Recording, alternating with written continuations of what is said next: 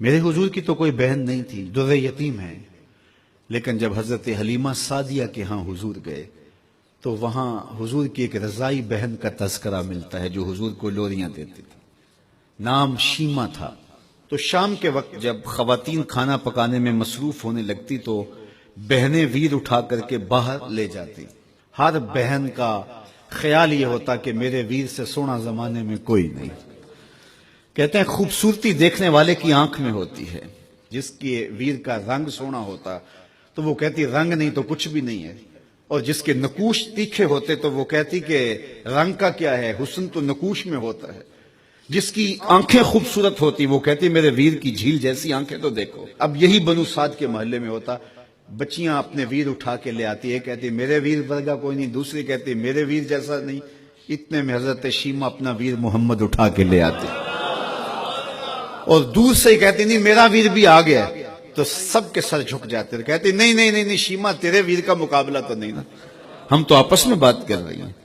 اور پھر جب کسی بہن کے ویر کو متفقہ طور پہ ساری کہہ دیں کہ تیرا ویر ہی سونا ہے تو پھر اس کا فخر تدیدنی ہوگا نا، پھر ان کا ذوق آسمان کو چھونے لگتا۔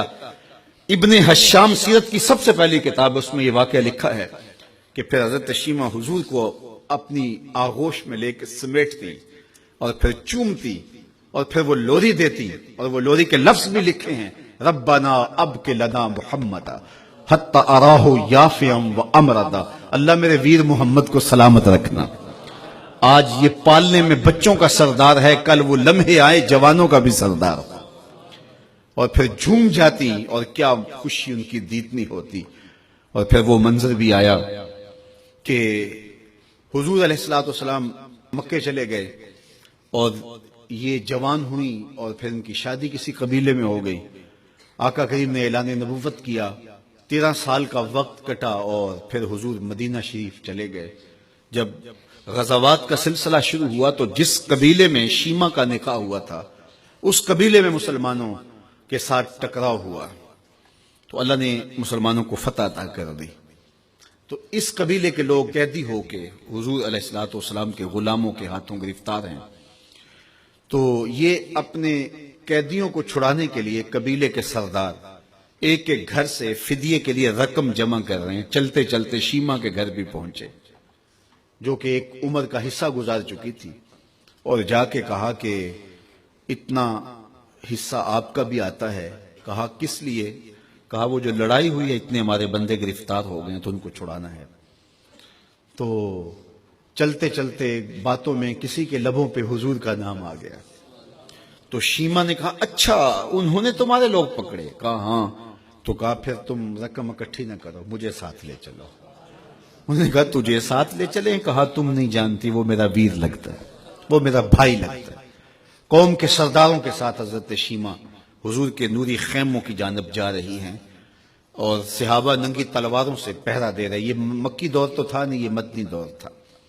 اور شیمہ قوم کے سرداروں کے لے کے جب آگے بڑھنے لگی نا تو صحابہ نے تلواریں سون دی، رک جا اے دیہاتی عورت، جانتے نہیں آگے کوچہ رسول ہے، آگے بغیر اذن کے جبریل بھی نہیں جا سکتے، تم کون ہو؟ تو شیمہ نے جو لفظ کہے وہ لفظ لیے، اس نے کہا خلو سبیلی وَعَلَمُوا انا اخت نبیکم، میری راہیں چھوڑ دو، تم جانتے نہیں میں تمہارے نبی کی باجی لگتی ہوں۔ تلواریں جھک گئیں، آنکھوں پر پلکوں کی چلمنے آ گئے، راستہ چھوڑ دیا۔ حضور کے خیمہ نوری میں داخل ہوئی تو حضور نے دیکھا، پہچان لیا، اٹھ کے کھڑے ہو گئے۔ فرمایا بہن کیسے آنا ہوا؟ آپ کے لوگوں نے ہمارے کچھ بندے پکڑے ہیں، چھڑانے آئی ہیں۔ تو فرمایا بہن تو نے زحمت گوارا کیوں کی؟ تو پیغام بھیج دیتی میں یوں ہی چھوڑ دیتا، لیکن تم آ گئی ہو، اچھا ہوا ملاقات ہوئی۔ پھر حضور نے قیدیوں کو چھوڑنے کا اعلان کیا اور کچھ گھوڑے اور چند جوڑے حضرت شیمہ کو حضور نے تحفے کے طور پہ دیے۔